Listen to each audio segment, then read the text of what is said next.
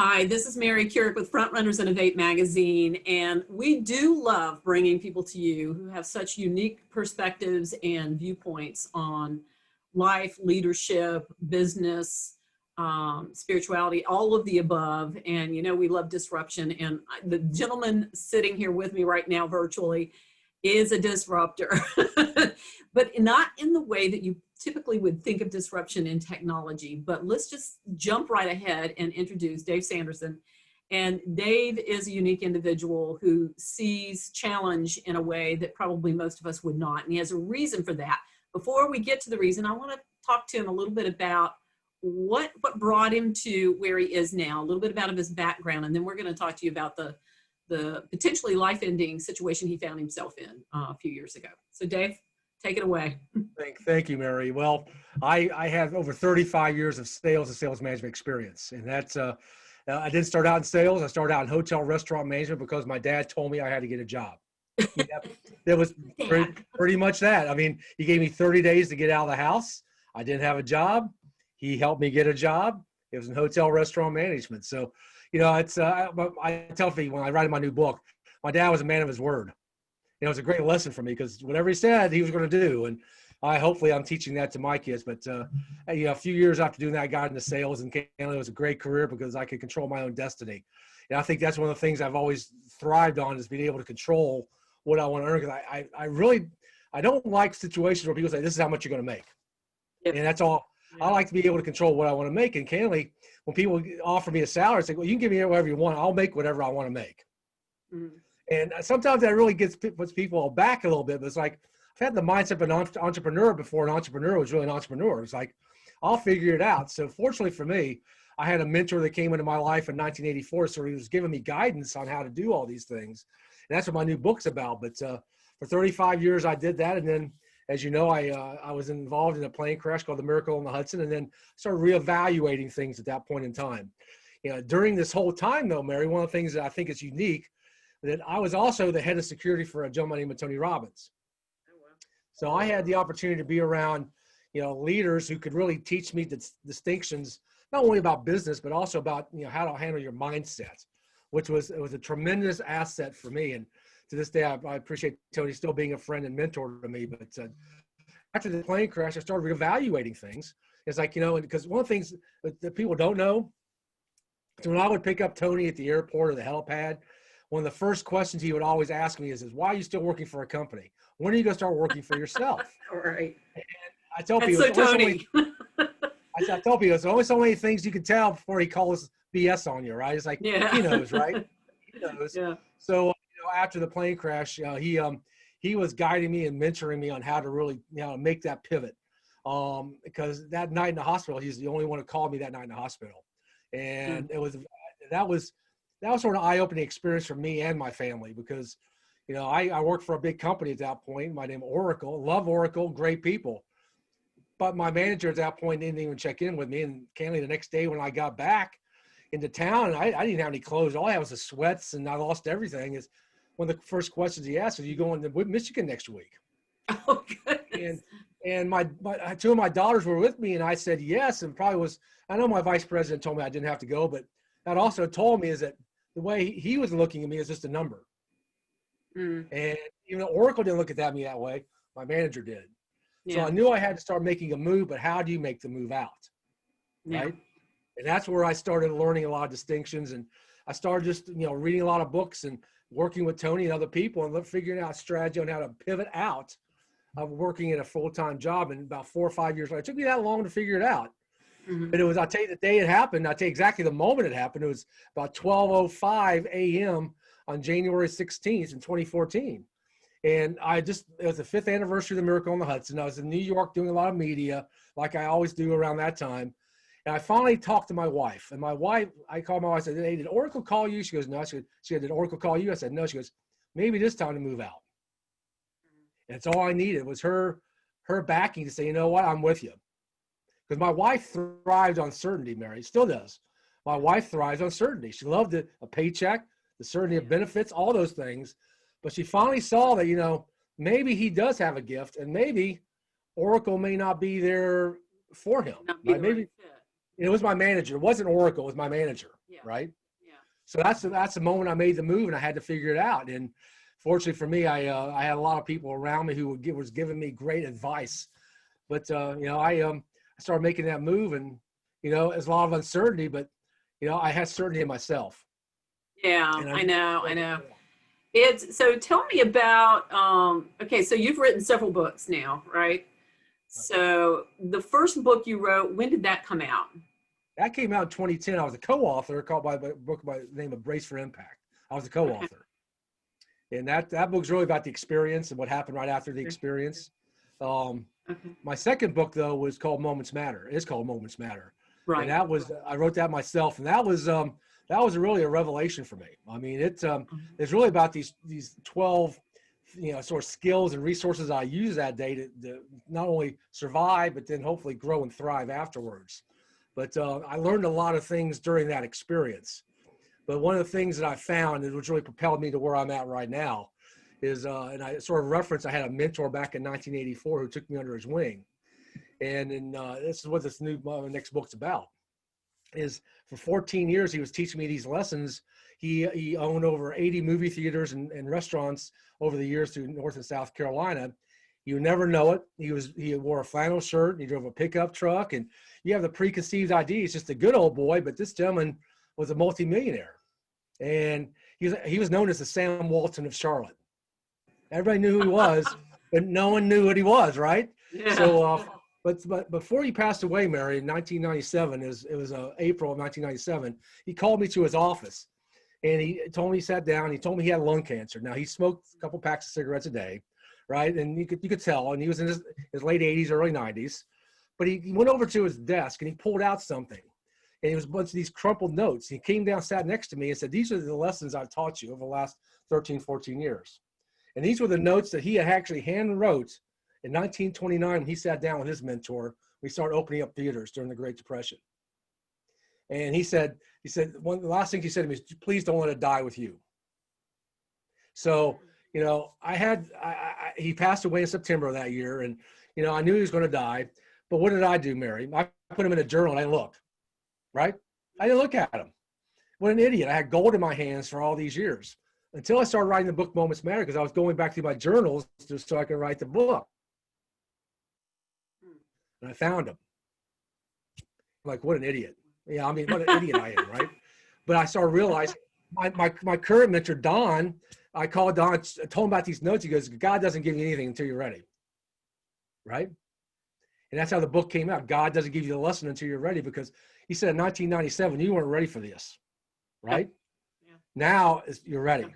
And that's how this next book, well, we're launching this week, came out. It came together because I put together all these notes, because I made a point I couldn't let it die with me. So if you look back and if you look at this book, I not only these lessons, I tell these lessons in the story about how it all came together, but I really believe now the reason, it goes back to your first question, Mary, the reason I didn't die that day, yes, we had a lot of skills, and a lot of people did a lot of right things, but I couldn't die because I couldn't let this stuff die with me. I couldn't let it. I had to get it out. And that's why I really believe that deep inside why I didn't die that day. Because because one of the things we talked about my dad, a promise is a promise. Your word is your word, right? And I had a promise I made. I couldn't go and leave without fulfilling that promise. And this book is a part of basically living up to that promise. What's the next book called? God gives you the lesson when you're ready. When you're ready. That is actually the title of it. That's the title. Wow. That's amazing. I think what you probably would have gone through at that point in time, we were talking about this before we went on record, but how most people would either pray or please don't let me die, or if I do, make sure my kids are taken care of or whatever. And I feel like you probably went to a different space at that point in time. And I know fear had to be part of it because it's just a natural reaction of what's going on. But when you came out of that, did you still hang on to that, or were you already thinking maybe in the hospital, there's a reason that this is going forward this way, and I need to use what I've experienced? So were you already in that mindset? I had the initial mindset of, there's a reason I didn't die. Yeah. All right. but I didn't know what I was going to do at that point because things were just coming so fast at me. Yeah. But I knew there was a reason. I just didn't think I was like the chosen one. I'm like, why didn't I die? Right? Because everything was lining up. I mean, you know, plane crash, water, the whole thing, right? And my last thought that I had was, I just hope my wife pays off the mortgage.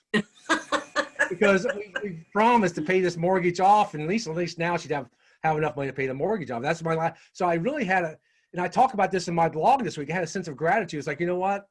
You know, God gave me a good life, and I've put everything together for my family in case I did die.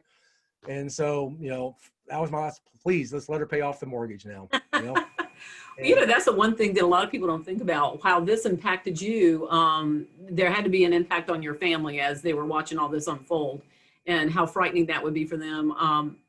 How did they react when you emerged from this, and with all of the hullabaloo around it? And then you're starting to see, maybe with Tony's influence and maybe some other mentors, I don't know, that you're emerging into, I'm not having PTSD. I've got something else going on here. It's so much bigger. Yep. And that it's a message that has to be carried forward to those people who don't believe they can move forward, or that they believe that death is the end of things, or that, you know, when it's imminent, the thing to do is just collapse into it and give up. But what do you say to that? I mean, how did everybody react when you were going the different route? well, that's a great distinction, because that's actually why I did my TED Talk, Mary, because one of the things was realized after this. It took a few years, right? All things come together. But, you know, I got a call from AARP magazine who wanted to interview me. Now, I said, why would you want to interview me? I'm not that old, right? This is for old people, right? I know, I was going to say, great. Yeah. But what a wonderful thing. the gentleman told me, he said, there were 2 universities doing a study on you. I said, really? He goes, yeah, because you wonder why other people went into PTSD and depression while you went into something called PTGS, post-traumatic growth syndrome. What's the difference? What did you do differently? So I did this article, right? Yeah. And I said, no one's ever heard of this PTGS. So I did my TED Talk. And so I started sharing how I grew from a traumatic life experience. So to answer your question about each one of my family members had a different experience out of this. Every one of them had a different one, right? And a couple of them had a real difficult time. One of them was my media girl who wanted to be out in the media all the time doing that. I'll do dad's interview, right? And then I had one who was it was more of a business mode, right? Mm-hmm. But my wife didn't say anything for a time. Mm-hmm. Didn't want anything to do with this. Oh, wow. Before something happened. And she got to witness something.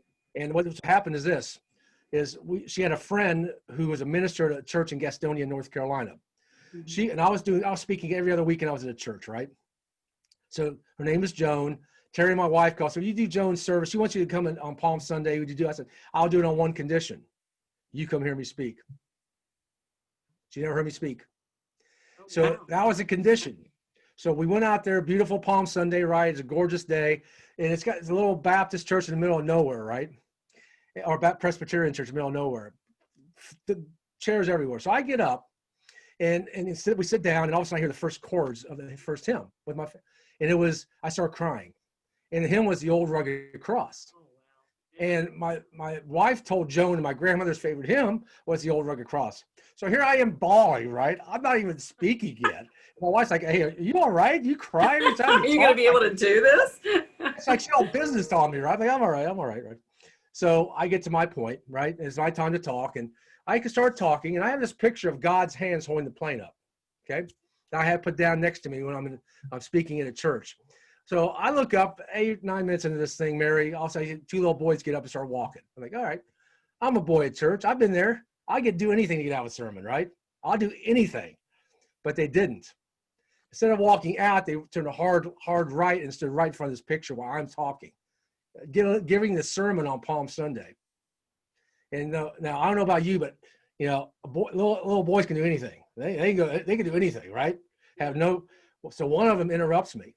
Said, this is a miracle. And the other one looked at me and said, he's a miracle man. And he just looked at me and walked back to the seats. I look at my wife and she's crying. So that's the point she had to get it. And I think that was probably the biggest revelation. She could see all this on the media and all that. That was all great. But she had to see me impacting 2 youth who now, at least in that moment, believe there's a Jesus. And I think that was the moment she said, oh, okay, my husband's got something special. I don't know what it is, but he needs to do this. And that's the biggest change I've seen in any one of my family members. You know, I guess my first thought would be, and this sounds really strange, and I don't know that she went there or not, but anger. And I don't know why. And I don't know that it's just like anger that you would come back and then go away and be this, you know, this human being that everybody wants to talk to or wants to have talk, as so much as, and it wouldn't be your fault, of course, it doesn't make sense, but that you were on that plane and almost died. And there, I don't know, I could see there being some kind of frustration or anger built up around that, even though it doesn't make any sense. But, Yep. you know, Well, as part of maybe a grieving, you know, sort of process, I don't know. Well, I went back to work too, Mary. And I think that was a part that is that's very perceptive, because I think that was the part where she was mad at me for. I should have gone back to work immediately. I think even though she wanted me to get back, it's like, you know, he has had no break, right? He's going, trying to serve every master. And it's really difficult to serve every master. You know, it really is. I think the fear that might happen again would be very present. Yep. You know, got lucky this time. How many times do you get lucky in a lifetime like that? But I agree. I think not even luck. That was a blessing. That was a miracle. Absolutely. That you can't call it anything else. But I think what you're doing is bringing that forward and having people understand, you know, the bottom line of all of that. And get something out of it. And I know that Tony is big on that. You know, you and I talked about it before. I mean, he's responsible for me starting a youth leadership program that's now 23 years old. And actually it spawned another one. I didn't tell you that, but it spawned another one. So, I mean, it could be very powerful to have somebody put the right words in your head and connect with your heart and have you understand that, you know, we're all here for a reason. And, you know, if you were blessed enough to experience something like you did, and come out of it and use the gifts that you've been already given before you even went in to that airplane, and then came out of it with those gifts and then some, and a story to tell that makes that point. Wow, what a you know, what a representative you are. I'm just going to put it that way. I think everybody's got a story, Mary. I think everybody's got a story.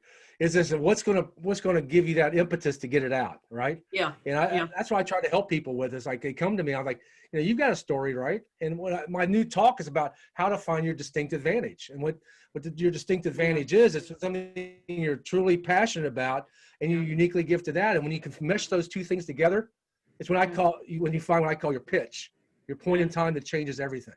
Yeah, that's amazing. That's most business people, when they find that, when they get a Steve Jobs or anybody, they find that, right? Passion, gifted at, and they find it. And that's what I try to help people do now. That's where my focus is. Well, this is wonderful. I can't wait to see your book. So when it is out when? The newest Wednesday. book is out when? Wednesday? November 18th. Everywhere, anywhere, Amazon and anywhere, right? Amazon, get a book. Yeah, I haven't at the bookstores yet, but yes, on Amazon on Wednesday. Yes. Okay, perfect. And so I know you're going to hit the speaking circuit some more and do some book signings. So along with that, social-wise, where can we find you? So LinkedIn is a great place. That's where I put all my new content. I started on LinkedIn because I really want to impact, you know, the business community, because one of the things that Tony taught me, he probably taught you to this, but Tony, being around Tony, one of the things he does is he does 10-year plans. And, you know, and one of the things after the plane crash, he and I sat together and tried to figure this, he was trying to help me figure this thing out. Yeah. And he asked me if I have a 10-year plan, and I had no, right? And so he helped me put together my 10-year plans. Yeah. And so the first 10 years from 2009 to 2019 was I just wanted to sort of get understanding my message together, right? What am I going to do? But then my next year, stand for? Yeah. Right. In the next 10 years, this 10 year we're in right now, 2019 to 2029, is taking it back to the business community and teaching personal leadership, and how to teach personal leadership in times of crisis. And what better time right now? We're all in a time of crisis right now. Oh my goodness. So much all over the world. It's right. Crazy. So how can I help people? I want to talk to you about getting your leadership into other countries too. So, I mean, there's some need there for sure. But you're right. I mean, he is big on the long-term plans and how to methodically get to that point, and envisioning and journaling. He's big. He got me into journaling. So we talked about that. Does help. That's where the books come from, is all the journal stuff that all sounds like, your content right there. Right, it's right there. Well, perfect. This is perfect. We're going to drop in website, social links, and everything in the magazine and also on the back end of this YouTube. So thank you, Dave. I appreciate it so much. I know you're busy. Are you heading out again to do some speaking this week? Head out tomorrow to Winchester, Virginia to launch the book. We're Okay. launching it at 1 o'clock in Winchester, Virginia, my hometown. So we're taking it home. Everything's about home and gratitude this week. So Perfect. and then we're speaking for the next 2 days, and then back here, and then we're back on the road to beautiful Indiana. I'm so happy that people are now having live events. Yeah, that's great. So you're in Indiana right now. I'm in Indiana, December 1st. I speak in Indiana. Yes. Oh, perfect. Okay. I'll alert some. I've got business partners there, so I'll alert them. Let me know. I love to have it. Perfect. Thank you so much, Mary. Well, thank you. I appreciate it, Dave. Take care.